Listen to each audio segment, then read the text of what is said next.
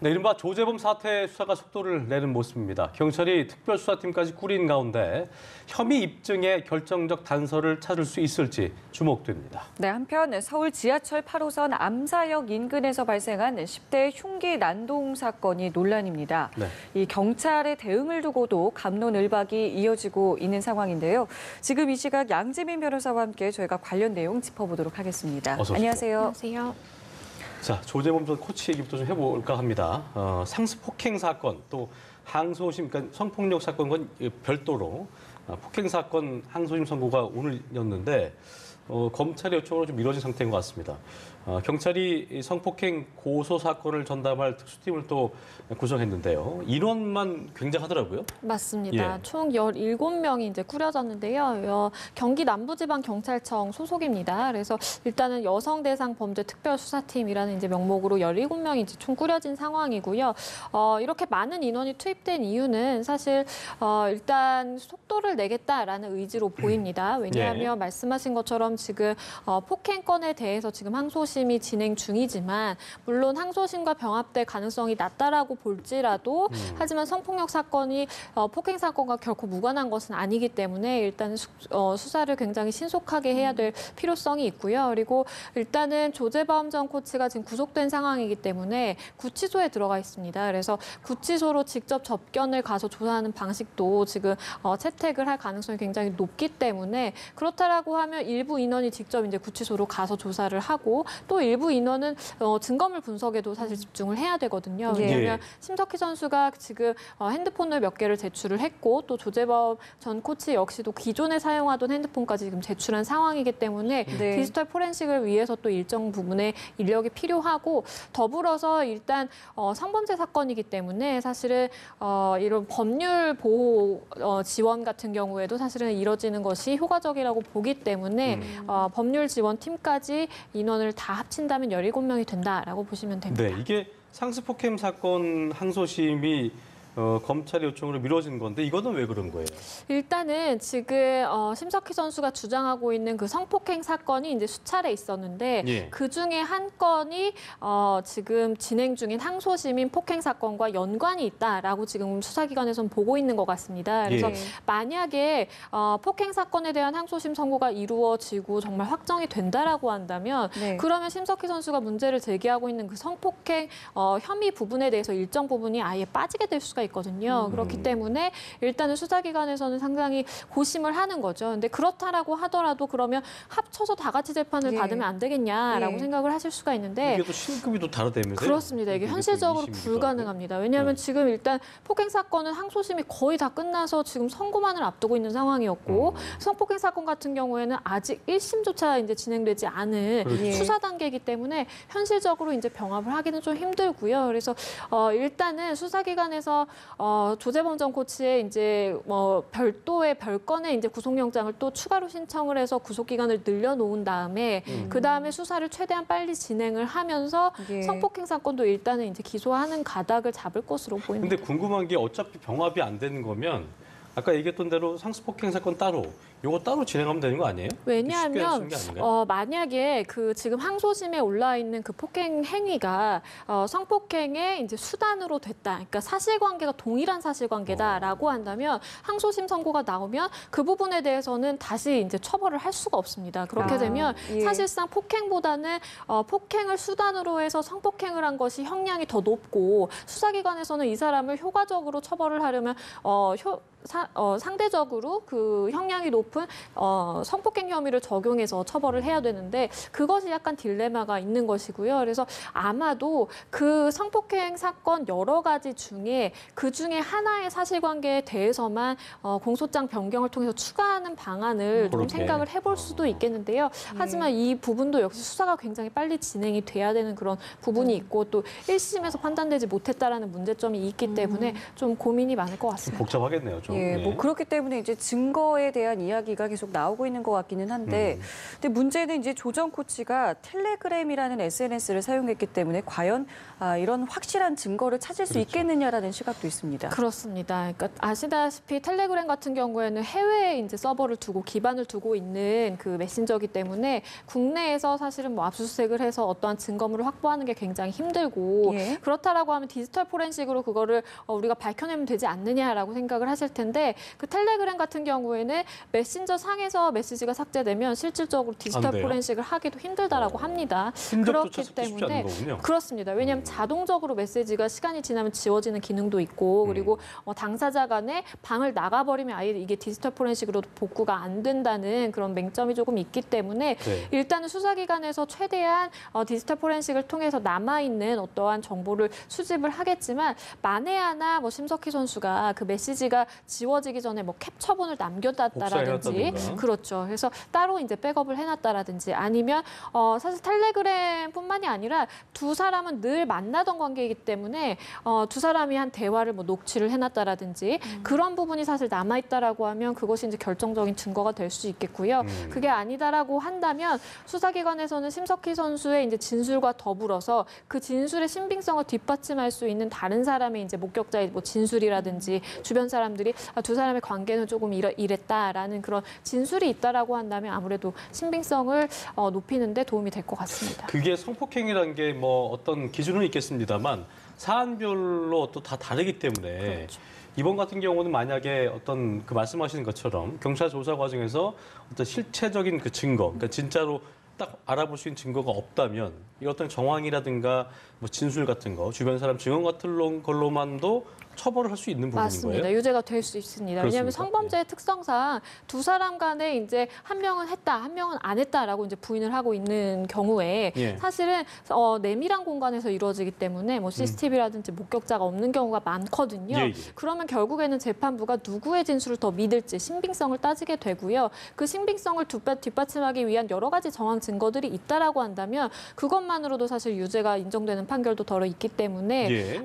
심석희 선수 역시 만약에 정확한 물증이 없다라고 한다면 그 둘의 관계를 옆에서 오래 지켜봐온 사람의 진술이라든지 뭐 심석희 선수가 그 사건 당일에 있었던 이 일 이후에 조재범 전 코치를 대하는 데 있어서 뭐 태도 변화라든지 이런 부분들을 사실은 효과적으로 좀 입증해야 됩니다. 그렇군요. 예. 자, 이런 가운데 체육계에서 또 다른 성폭행 피해자도 등장을 했습니다. 그렇습니다. 전 유도 선수 신유용 씨인데요. 고교 시절 지도자로부터 수년간 성폭행을 당했다라고 주장을 했습니다. 사실 우려했던 일 아니었겠습니까? 맞습니다. 처음 이제 심석희 선수의 이 주장이 있은 이후에 심석희 선수만 피해자겠느냐라는 이제 시각이 있었어요. 그래서 실질적으로 이 신유영 선수가 얘기를 하기로는 본인도 역시 고등학교 때부터 성폭행의 피해를 받아왔고 이게 무려 한 5, 6년간 지속됐습니다. 그리고 그 성폭행뿐만 아니라 뭐 폭언도 당했고 폭행도 당했고 이런 부분이 이제 주장이 되면서 굉장히 이제 좀 파문이 일고 있고요. 근데 네. 이게 굉장히 고질적인 문제인 게 이미 2007년도에도 여자 프로농구 이제 감독이 성범죄를 저질렀다라고 해서 이제 문제가 있었고 이거는 2011년도에도 있었고 17년도에 꾸준히 사실은 있어왔던 문제입니다. 예. 그렇기 때문에 이게 이번이 뭐 비단 심석희 선수가 뭐 최초의 피해자다라고 보기엔 좀 어려울 것 같고요. 워낙 이제 체육계에 사실 만연했던 그런 조금 성범죄에 뭐랄까요 무감각한 그런 조금의 문화가 불러온 파장 아닌가 싶습니다. 이게 뭐 체육계 미투로 확산하는 모습인 것 같은데 보니까 여러 가지 뭐 구조적인 문제가 있다는 그 분석들이 나오고 있는데요. 그 중에 하나가 이제 여성 쇼트트랙만 봤을 경우에는 223명의 선수가 있는데 여자 코치가 없다고 하더라고요. 그러니까 그런 부분도 진짜 큰 문제 아니겠습니까? 그러니까 일단은 불균형이라는 것이 가장 큰 문제일 수 있습니다. 왜냐하면 사실 말씀하신 것처럼 쇼트트랙 같은 경우에 여성 지도자가 전무하다라는 것 자체가 굉장히 충격적이거든요. 왜냐하면 그렇죠. 여자 선수의 비중이 뭐 20%가 넘는 상황에서 여자 지도자가 어떻게 그런 우수한 인력 속에서 안 나올 수 있을까라는 좀 의문도 있고요. 아무래도 지도자가 이제 남성 위주다 보니까 물론 모든 남성 지도자가 그러는 것은 아니겠지만 모르겠지만 일부 남성 지도자들의 굉장히 이제 고압적이거나 강압적으로 종속 관계를 그렇게 강요하는 그런 일부 이제 행위들이 선수들에게는 굉장히 조금 부담으로 작용을 하고 그렇기 때문에 이런 성폭력 피해가 발생했을 때 누군가를 찾아가서 호소할 수 있는 네. 사람이 없다, 창구가 없다라는 것도 사실 좀 문제가 될 수 있을 것 같아서 이번 기회에 사실 뭐 쿼터제를 할당해야 된다라는 얘기도 나오고 있는데요. 그 부분은 사실은 뭐 그렇게 단순하게 사실 해결할 문제는 또 아니기 때문에 체육계에 좀 논의가 필요해 보입니다. 네. 그렇겠네요. 이뿐만 아니라 이제 폐쇄적인 좀 합숙 시스템이라던가 또 어떤 문제가 불거졌을 때 좀 묵인하고 방조하는 그런 분위기에 대한 지적도 사실 많이 나오고 있습니다. 맞습니다. 그렇기 때문에 이번에 이제 대한체육회에서도 사실은 이제 선수들이 훈련하는 훈련장이라든지 뭐 경기장에도 CCTV를 다 설치를 하고 그리고 라커룸 같은 경우에는 현실적으로 CCTV를 설치하기 힘들기 때문에 뭐 비상벨을 설치를 하겠다 뭐 이런 여러 가지 방안들을 내놨는데요. 예. 사실은 이렇게 비상벨이 그 라커룸 안에 설치가 돼 있다라고 하더라도 실질적으로 선수들이 피해를 당했을 때 그 비상벨을 누를 수 있는 환경이 조성이 돼야 그렇죠. 된다라고 봅니다. 왜냐하면 지금 피해자들이 정말 한 차례, 두 차례 성폭력이 아니라 지금 수년간 성폭력을 받아왔다는 거는 그만큼 그거를 문제 제기했을 때 나의 선수 생활이 끝날 수도 있다. 네. 2차 피해에 대한 불안함이 그렇습니다. 있겠죠. 내가 여기서 퇴출되면 나만 손해다라는 좀 생각이 있기 때문에 사실은 문제 제기가 힘들었던 측면이 있거든요. 그렇기 예. 때문에 이런 뭐 CCTV 설치하고 비상벨 설치하고 이런 것도 다 좋지만 무엇보다도 체육계 내부에 사실은 좀 자정작용과 그리고 문화도 개선돼야 될 필요성이 있어 기본적으로 그 지도자들, 절대 권력을 갖고 있는 그 지도자들을 감독 관리할 수 있는 시스템도 조금 정부 차원에서도 필요하지 않나라는 목소리가 일고 있는 것 같더라고요. 맞습니다. 그래서 예, 아무튼 그런 것들이 좀 필요하지 않나 생각이 드는 사건입니다. 자, 주제를 좀 바꿔보겠습니다. 이게 뭐 저희가 아까 뉴스로도 보도해드렸습니다만 어제 저녁이었습니다. 지하철 예. 8호선 암사역 주변에서 한 10대 소년이 친구와 말다툼을 벌이다가 흉기로 위협하는 사건인데 물론 뭐 19살이기 때문에 소년이라 볼 수 없을 수도 있겠습니다만 먼저 어떤 사건인지 좀 자세히 좀 짚어주시죠. 예. 네, 이게 13일에 암사역 인근에서 예, 예. 말씀하신 것처럼 19세 이제 남성이 18세 남성에게 이제 말다툼을 하고 사실은 조금의 이제 폭행 행위가 있었는데 그 이후에 흉기를 꺼내들면서 문제가 더 커졌던 사건입니다. 그래서 예. 실질적으로 이제 28세 남성 피해자 같은 경우에는 허벅지에 이제 살과상을 입었다라고 하고요. 다행히 이제 신고를 받고 경찰이 출동을 해서 이 남성 현행범으로 체포를 했는데 네. 일단은 특수상해죄로 의유를 할 것으로 보입니다. 그런데 문제는 사실은 이게 결국에는 현행범 체포가 되기는 했지만 그 과정에서 시민들이 굉장히 위험할 수 있었다라는 점이 문제가 돼서 그리고 동영상에 고스란히 그 장면이 네. 담겨서 파문이 그렇죠. 일고 있습니다. 네, 이 영상을 보면 글쎄요, 이 경찰이 좀 더 적극적으로 대응할 수는 없었느냐 이런 생각을 한다는 분들이 참 많습니다. 여기에 대해서 민감용 경찰청장은 경찰은 적절하게 대응했다라고 일단은 이야기를 한 상황이거든요. 여기에 대해서 좀 어떻게 보고 계시는지요? 이게 이제 양쪽의 측면이 다 있는 것 같습니다. 왜냐하면 경찰 입장에서는 사실상 이게 과잉 대응을 했을 경우에 공무원인 그 경찰 당사자가 민사적으로 또는 형사적으로 책임을 져야 되는 부분이 생길 수가 있고 그러다 보니까 사실은 이제 대응 매뉴얼이라는 게 있는데요.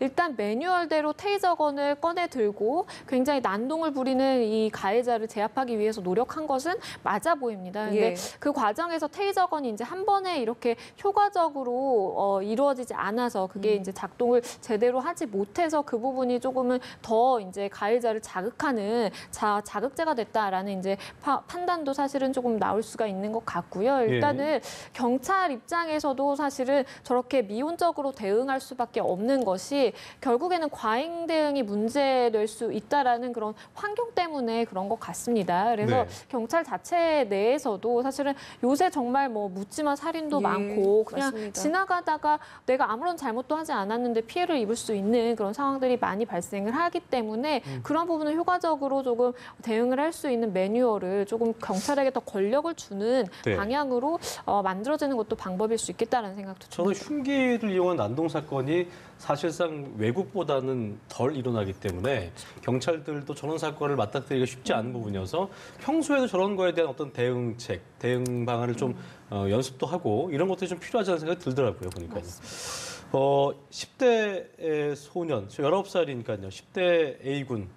이 친구는 어떤 이제 처벌을 받게 되는지 궁금한데. 그러니까 상해를 심하게 입히지는 않았고 단순 폭행으로 가는 건가요? 특수 폭행이죠? 일단은 흉기가 있었기 때문에. 상해가 심하지는 않았지만 네. 사실상 이제 찰과상을 입었기 때문에 그런 경우에 이제 진단을 떼게 되면 뭐 기본으로 2주는 나오게 되고 그 이상이 사실 나올 수도 있거든요. 그렇게 된다라고 하면 우리가 이제 상해죄라고 보는데 여기에는 이제 흉기를 들고 있었기 때문에 특수상해로 특수로 갑니다. 가는 그래서 이 남성이 사실은 19세 미만이었다라고 하면 이제 소년법이 적용이 될 텐데 네. 지금 언론 보도를 나오는 거를 보면 19세가 이제 넘어간 것 같아요. 그렇기 때문에 소년법 적용도 안 받고 예. 성인이 범죄를 저질렀을 때와 이제 동일한 수준의 처벌을 받게 된다라고 보시면 됩니다. 그렇군요. 네, 알겠습니다. 저희 오늘 두 가지 이슈 양지민 변호사와 예. 함께했습니다. 오늘 말씀 고맙습니다. 고맙습니다.